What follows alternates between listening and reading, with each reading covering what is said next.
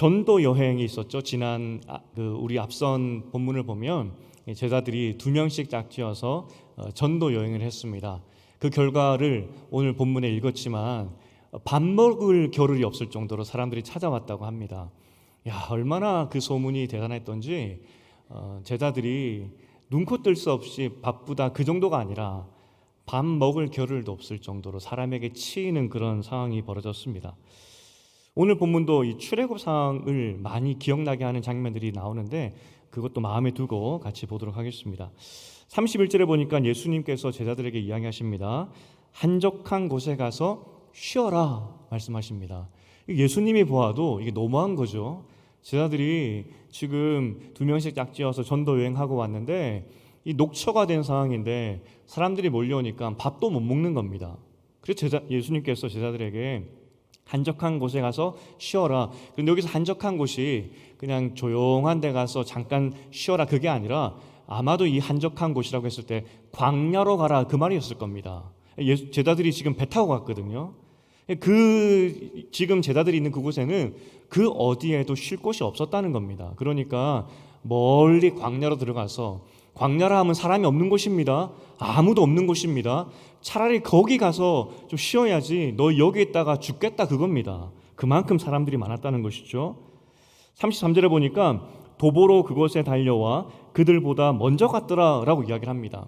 제자들이 지금 배를 타고 이동을 했는데 이게 뭐 배를 타고 지금 한국에서 이 중국으로 건너가는 그런 먼 거리가 아니라 해안선을 따라서 배 타고 가는 겁니다. 여러분 머릿속에 잘 상상해 보십시오. 제자들이 지금 육지에는 사람이 너무 많으니까 길을 낼 수가 없으니까 그래서 선택했던 것이 배 타고 가는 겁니다. 배를 타고 노를 저었겠죠? 노를 저을 때 그게 얼마나 빠르겠습니까? 사람 걸음걸이나 뭐 바람을 잘 타면 좀 더 빨리 가겠지만 그 배를 보면서 이 사람들이 쫓아갔다는 겁니다. 그리고 배를 가는 그 방향을 보면서 아 저기 가겠구나 해서 미리 제자들이 갈 만한 곳에 그 사람들이 쫓아갔다는 것이죠. 그만큼 폭발적이었고 많은 사람들이 제자들을 지금 따라오고 있다는 것입니다.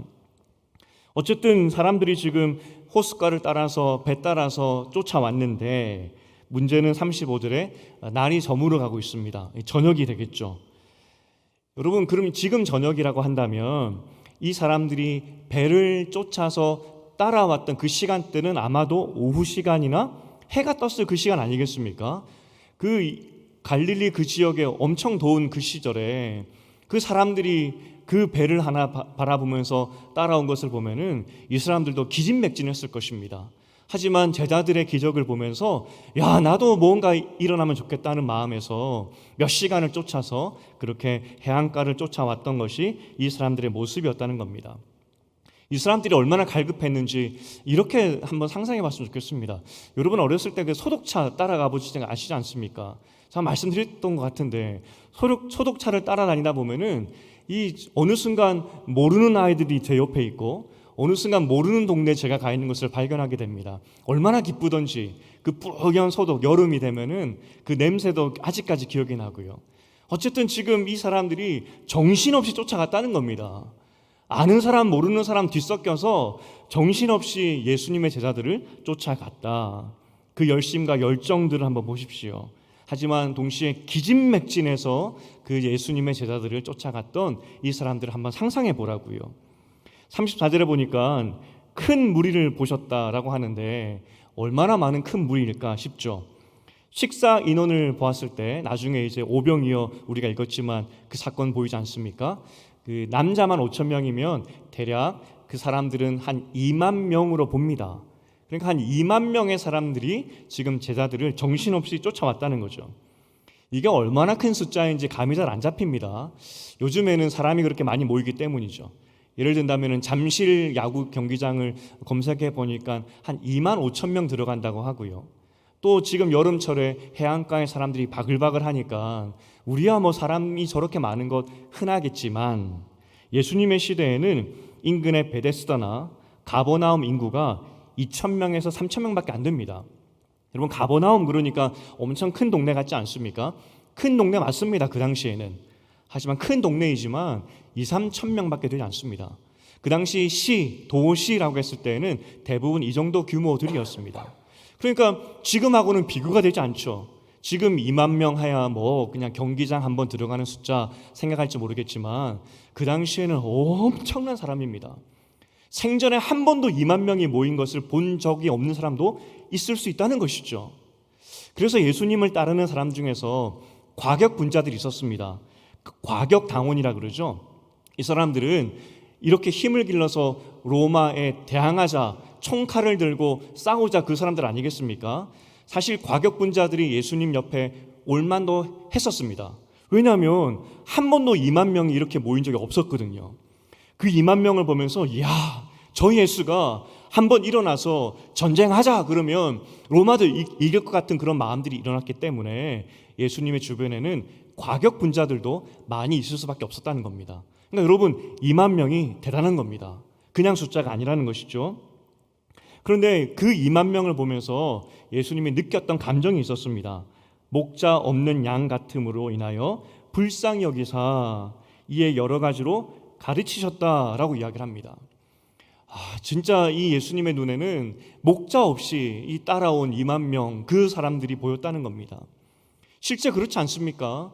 제자들의 기적을 보면서 만사 팽겨치고 제자들이 가는 그 배를 따라서 어디로 갈지도 모르는데 좀비처럼 좀비 떼같이 보이지 않겠습니까?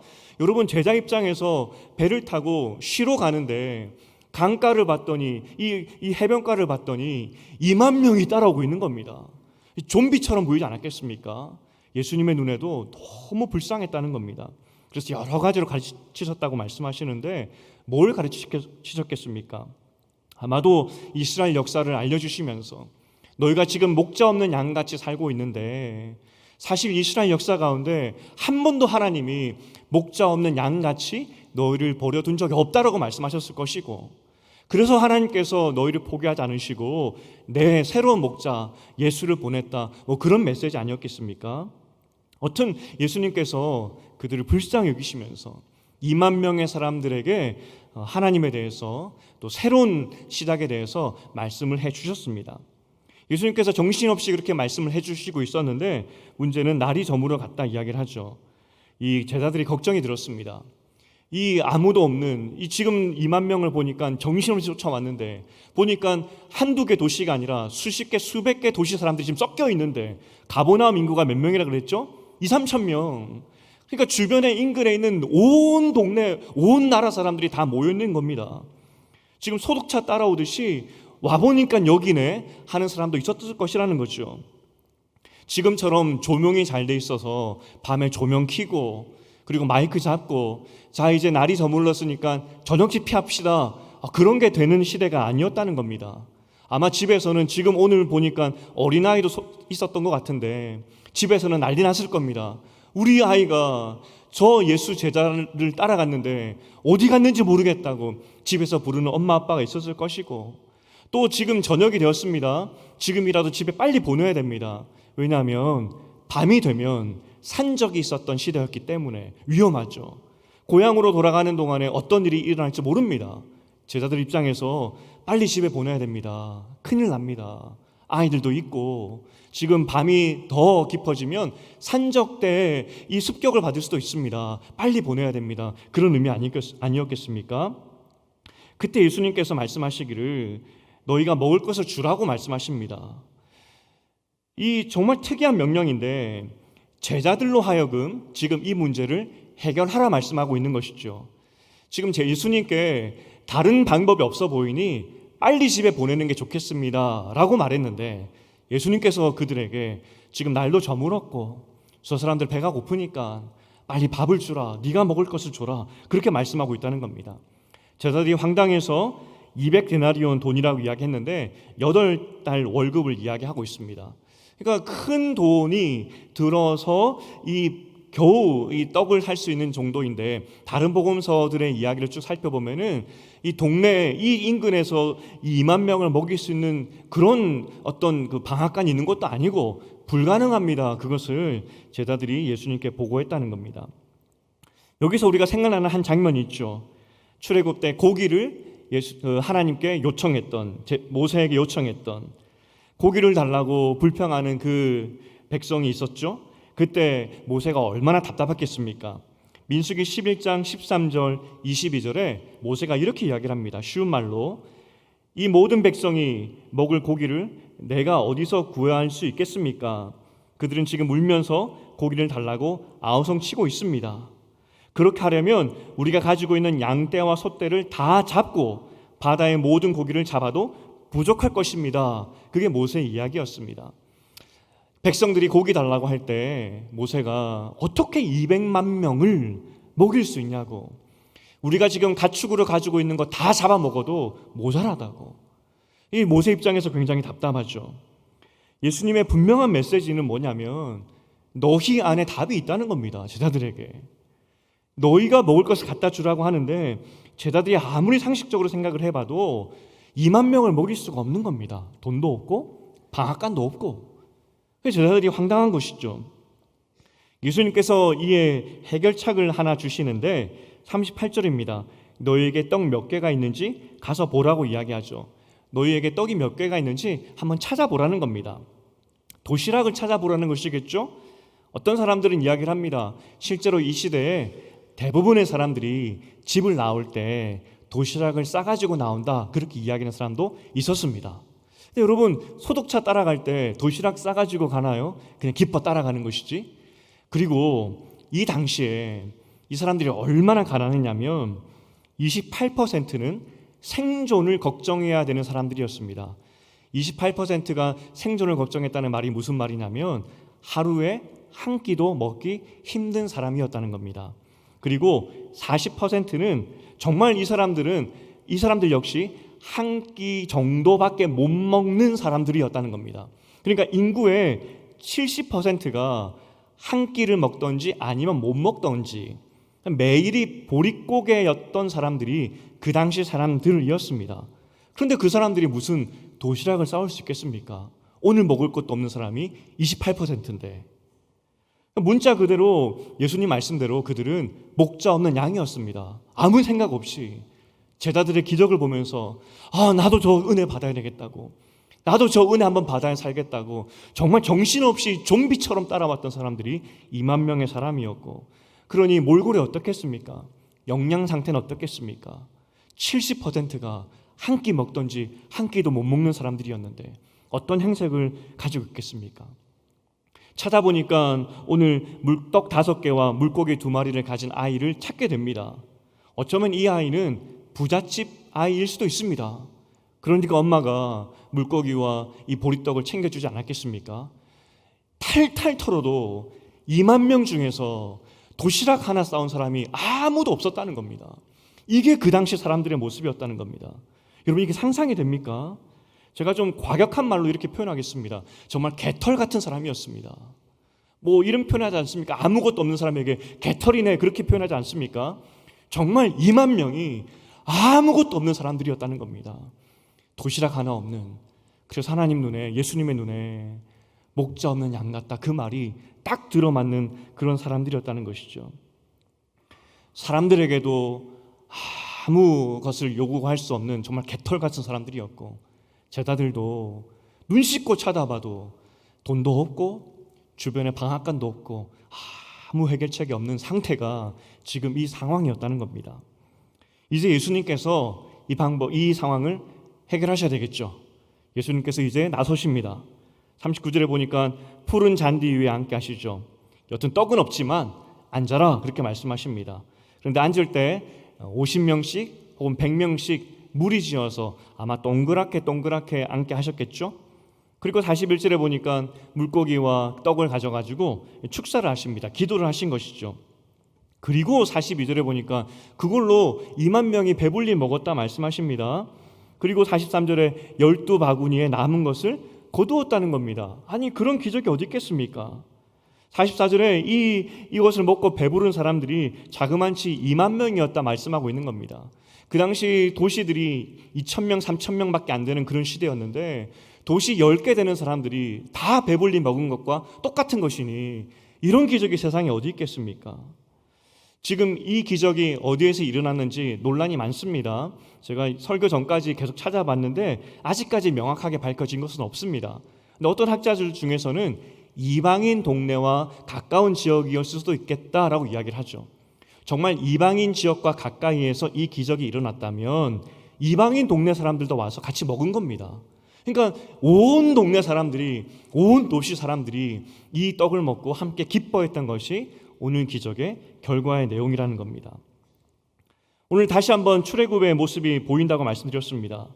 모세가 백성을 500명, 50명, 100명, 1000명 단위로 나누듯이 예수님도 그렇게 단위대로 나누었고, 모세가 광야에서 백성을 먹이듯이 오늘 예수님께서 먹을 것 없는 백성들을 먹이셨다. 이 출애굽의 모습이 그대로 보인다는 겁니다. 지금 사복음서가 유일하게 똑같이 이 기록을 하는 것 중에 하나가 이 오늘 본문의 5,000명을 먹이는 사건입니다. 5,000명에 먹이는 사건이 왜 중요하냐면 만나 사건을 다시 한번 재현했기 때문입니다. 출애굽이 왜 중요합니까? 10가지 재앙을 통해서 하나님께서 하나님 백성을 이 애굽에서 건져내신 거 아니겠습니까? 예수님께서 이 기적을 다시 한번 보이신 이유는 내가 출애굽 사건처럼 너희를 죽음에서 생명으로 제2의 출애굽을 보여주겠다, 그런 의미에서 만나의 사건을 다시 보여주신 것이라는 겁니다. 그래서 굉장히 중요한 사건이라는 거죠. 새 시대가 왔다는 겁니다. 새로운 출애굽의 시대가 왔다는 것이죠.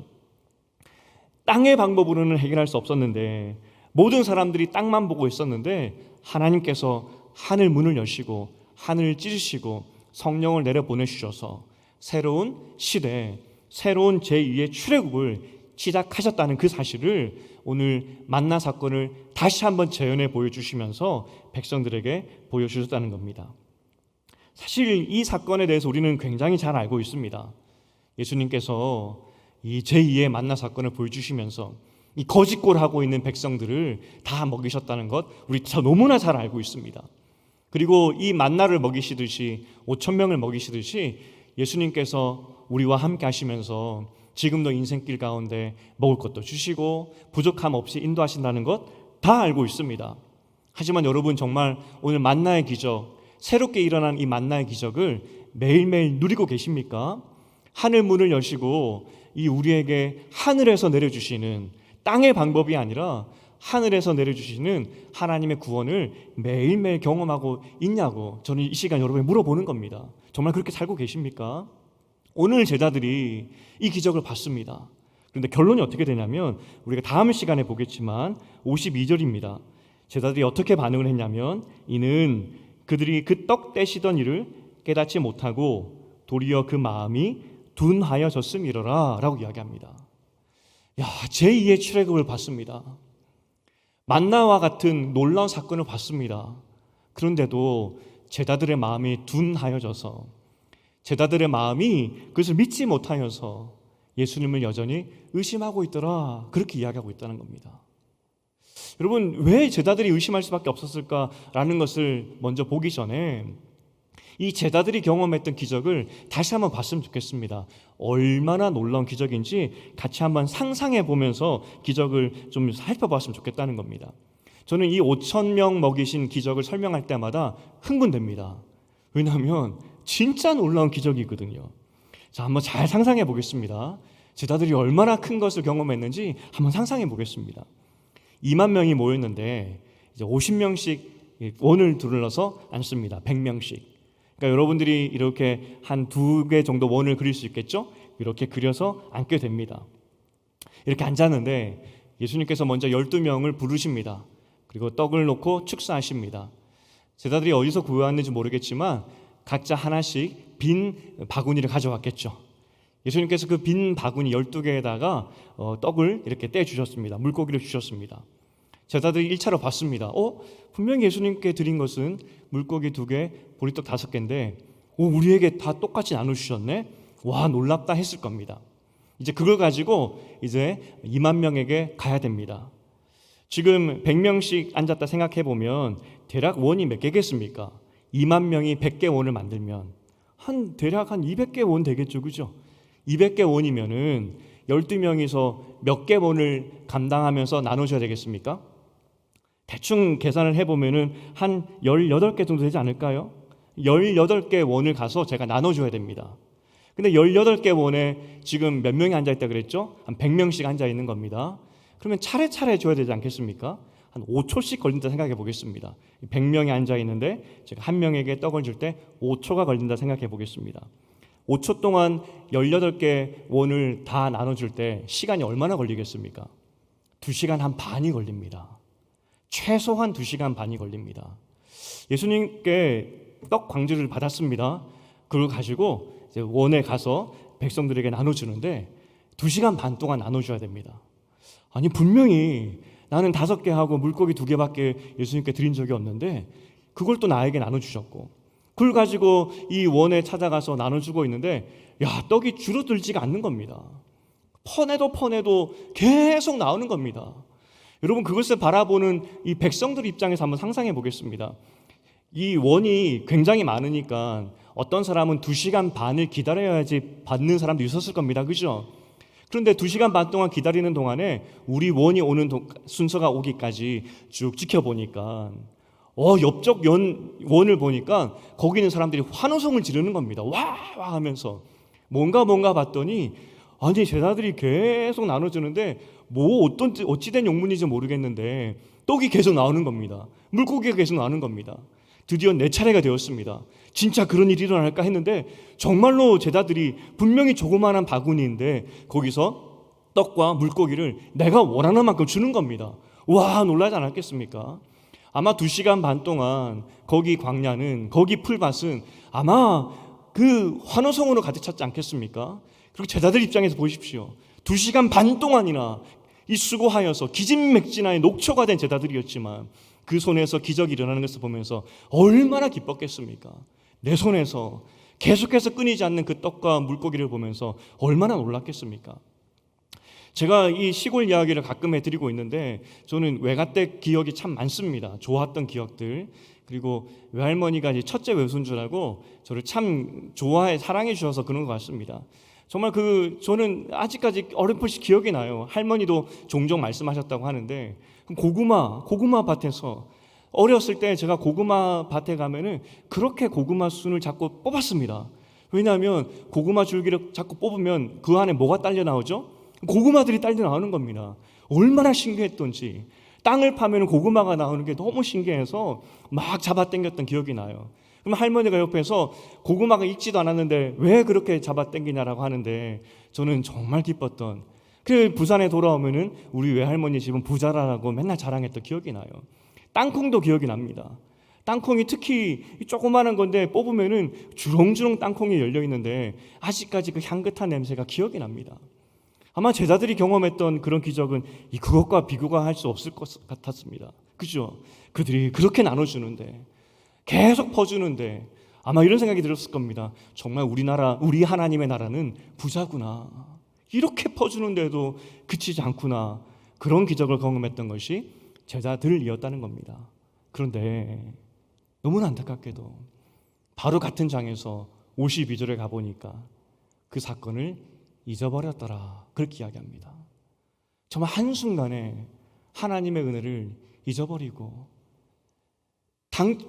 불과 어젯밤에 있었던 그 일을 잊어버리고 그 마음이 둔하여져서 그 손에서 있었던 그 일을 잊어버리고 하나님을 의심하는 그 제자들이 그 바로 이어서 나오게 된다는 겁니다. 오늘 본문의 핵심은 권능이 임했다라고 말씀드렸습니다. 하나님의 권능이 임해서 제자들이 예수의 이름으로 가서 귀신도 쫓고 병도 낫게 하고 그런 일을 하고 왔습니다. 그리고 그것뿐만 아니라 오늘 또 제자들이 예수님의 그 떡을 가지고 주신 그 떡을 가지고 2만 명을 먹이는 그 기적을 또 그들은 했었던 그런 사람들입니다. 무슨 말이냐면 정말 예수님 말씀하셨듯이 그 제자들에게는 권능이 임했고 그들은 2만 명의 백성들을 먹일 수 있는 사람들로 변했던 것이 맞다는 겁니다. 제자들이 아무리 눈 씻고 찾아봐도 돈도 없고 방앗간도 없고 백성들이 가지고 있는 떡은 아무것도 없어서 우리는 할 수 없습니다 라고 말했던 그런 사람들이지만 하지만 정말 그들 손에서 기적이 일어났고 다른 말로 하면 너희가 떡을 갖다 주어라, 그 명령이 무리한 명령이 아니었다는 겁니다. 정말 그들이 믿음을 가지고 주님, 우리에게 떡이 없지만 하지만 주께서 먹이라고 하셨으니 먹일 수 있음을 믿습니다 라고 했다면 정확히 어떤 일이 일어나는지 모르겠지만 하나님께서, 예수님께서 제자들을 통하여서 또 다른 권능을 보여주셨을 텐데 제자들은 그 권능을 행하지 못했다는 겁니다. 오늘 본문은 우리에게 명확히 이야기해주고 있습니다. 새 시대가 왔고 새 시대 사람들은 권능의 사람이 되었다는 겁니다. 왜냐하면 이 권능은 내가 하는 것이 아니라 하나님이 우리 안에서 일하실 때 일어나는 권능이기 때문에 이미 우리는 권능의 사람이 되었다는 겁니다. 만약 여러분들이 제자들처럼 예수님 앞에 섰다면 예수님이 똑같이 말씀하셨을 겁니다. 너희가 먹을 것을 갖다 줘라. 왜냐하면 우리 가운데 이미 예수 그리스도가 계시기 때문에 우리에게는 그렇게 행할 능력이 있다는 것입니다. 그런데 우리는 이 능력을 잘 기억하지 못하고 행하지도 못하고 누리지도 못하죠. 분명히 우리는 믿고 있습니다. 이 2만 명을 먹이셨듯이 하나님이 우리도 먹이실 것을 믿고는 있지만 그 은혜 가운데, 그 기적 가운데 살지 못하는 것이 우리의 모습이라는 겁니다. 분명히 예수님은 너희가 먹을 것을 갖다 줘라 말씀하셨고 너희가 그 권능의 사람이다라고 말씀하고 있지만 우리는 의심하죠. 내가 진짜 권능의 사람인가? 알고는 있지만 그 권능을 누리지도 못하고 행하지도 못하는 그 삶을 우리는 살고 있다는 겁니다. 이 비슷한 예가 기드온입니다. 기드온에게 하나님께서 찾아가서 너 하나님의 용사여 라고 하나님께서 그를 불러내는 그런 장면입니다. 너 하나님의 큰 용사여 라고 말하고 있지만 기드온이 뭐라고 이야기하냐면 내 꼴을 보십시오. 내가 지금 적군이 무서워서 포도주 속에서 무서워서 이 하나하나 이 별을 까고 있습니다. 근데 내가 어떻게 큰 용사입니까? 라고 이야기를 하죠. 여러분, 그런데 나중에 결국은 기드온이 큰 용사가 되나요? 되지 않나요? 큰 용사가 됩니다. 그게 하나님의 부르심입니다. 기드온의 처지는 적군이 무서워서 이 나라를 하나하나 까는 것이 그의 인생이었지만 하나님께서 그와 함께 하시면서 너 하나님의 용사여 하나님께서 함께 하시니 너는 큰 용사라고 말씀하셨을 때 기도는 정말 큰 용사가 되었다는 것입니다. 오늘 우리에게도 똑같이 말씀하십니다. 권능이 임했고 너에게 그 권능이 임했기 때문에 저 2만 명의 사람들을 먹일 수 있는 그 능력이 너희 가운데 있는데 왜 그 능력을 행하지 못하고 잊어버리느냐, 그것을 우리에게 질문을 던지고 있다는 것입니다. 여러분이 희망입니다. 권능을 가진 여러분이 소망입니다. 가정에서 우리 가장으로 또 어머니로 또 자녀로 부모로 여러분이 그 역할을 해나가기 시작할 때, 권능으로 그 사역들을 해나가기 시작할 때 여러분의 가정이 여러분 때문에 바뀔 것입니다. 하나님, 주께서 우리 가정을 천국이 되라고 이 가정을 만들어 주셨는데 하나님, 나를 통하여서 주의 권능에 힘입어서 내가 기도함을 통하여서 내가 권능이 되기를 애씀을 통하여서 이 가정이 하나님과 함께 천국이 될 줄 믿습니다 라고 권능을 행하기 시작할 때 여러분을 통하여서 그 가족들이, 여러분의 가정이 바뀐다는 것입니다. 직장도 마찬가지입니다. 여러분은 이미 권능의 사람입니다. 주의 권능이 함께 하시면서 너 강한 용사여 하나님이 함께 하신다 말씀하셨기 때문에 내 능력이 아니라 하나님 능력 때문에 여러분은 직장도 바꾸고 가정도 바꾸고 여러분이 있는 곳에서 하나님의 권능을 행하는 사람이 될 수 있다는 것입니다. 이게 여러분의 부르심입니다. 오늘 제자들은 눈앞에서 그 기적을 보았습니다. 예수께서 혹시 헷갈릴까 봐 새 시대가 일어났는데 이 만나의 시대, 새 만나를 내가 너에게 줄 것인데 제자들이 헷갈릴까 봐 눈에 보이는 그 기적을 2시간 반 동안 총천연색 칼라 이 TV처럼 제자들이 눈에 박히도록 심어주셨는데 제자들은 그걸 또 잊어버렸어요. 혹시 우리는 제자들이 아닌지. 여러분이 이 시대에 여러분의 가정과 여러분 직장과 이 교회와 이 지역사회의 희망입니다. 왜냐하면 하나님의 권능이 함께하고 있기 때문에. 우리가 이 시간 함께 기도하러 왔는데 우리가 하나님, 이 땅에 살아가는, 이 땅에 먹을 것을 위하는 그런 기도에서 멈추지 않기를 바랍니다. 여러분이 소망입니다. 여러분이 권능의 사람입니다. 하늘 문을 여시고 이 땅에 내려온 주의 성령이 함께하는 사람들입니다. 그러니 하나님, 주께서 나를 여기에 심으신 이유는 이 권능을 행하라고, 나를 통하여서 먹을 것을 주어라, 나를 통하여서 생명을 전하라고 나를 이 땅에 보내시고 이 가정에 나를 보내셨는데, 주의 권능을 가지고 내 가정도 살리고 지역사회도 살리고 직장도 살리고 우리 자녀와 부모와 형제 자매도 살리고 우리 교회도 살리는 내가 될 수 있도록 주님 나를 사용하여 주시옵소서. 그렇게 기도하시는 여러분 되시기를 주님의 이름으로 축복드립니다. 이제 말씀을 맺겠습니다. 우리가 믿음이 약해서 권능을 받았음에도 불구하고 매번 넘어집니다. 우리는 세상을 바꿀 수 있는 그런 능력을 받았습니다. 너희가 먹을 것을 주어라. 진짜 우리는 세상에 먹을 것 줄 수 있습니다. 정말 세상에 가족에게 그리고 직장에게 우리 지역사회에게 하나님의 생명을 전할 수 있는 그런 사람들이라는 겁니다. 그런데 자꾸 넘어져요. 그래서 우리 로마서에 말씀하고 있지 않습니까? 말할 수 없는 탄식으로 기도하시는 성령이 그래서 우리 가운데 계신 것입니다. 혹시 그렇게 살지 못할까 봐, 권능의 사람으로 살지 못할까 봐, 너 강한 용사여라고 불러놓았는데, 그래서 이것저것 여러 가지로 우리가 어떤 사람인지 알려주었는데 그렇게 살지 못할까 봐 지금도 주의 성령께서 우리를 위해서 기도하고 계신다는 겁니다. 나는 부족합니다 주님. 나의 믿음 없음을 불쌍히 여기시고 나의 믿음을 도와주시옵소서. 오늘 주께서 누군가 나를 위해 기도하시는 분이 바로 성령이라고 말씀하시고 계신데, 그 성령의 그 기도에 힘입어, 예수의 그 기도에 힘입어 함께 힘을 내서 권능의 삶을 살아가는 나와 우리 성도들 다 될 수 있도록 주님 도와주시옵소서.